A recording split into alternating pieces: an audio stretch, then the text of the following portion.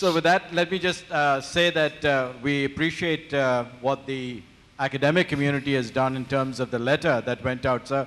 And thanks to Dr. Jhunjhunwala that was clearly a matter that helped, and to Mr. Siroi in terms of his response in the Allahabad High Court matter, which was really a watershed mark for us.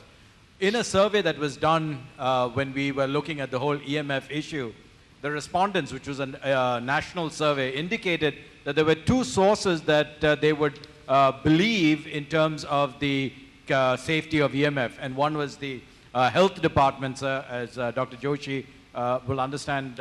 They said that if something came from the health department or something came from the regulator, that those statements would be highly credible sources and would be believed.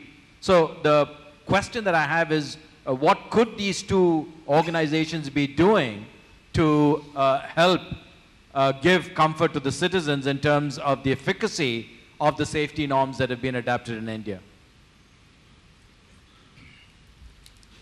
Well, Rajan, thank you very much for your comments.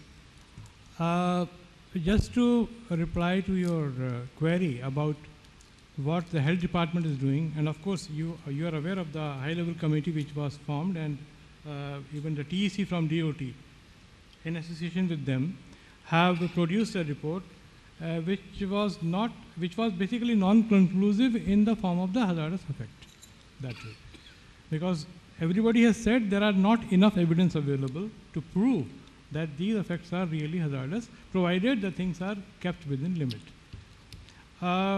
As far as the regulator is concerned, yeah, we also published one information paper as recently as in the month of July this year, which is available on our website, that is on the tri.gov.in.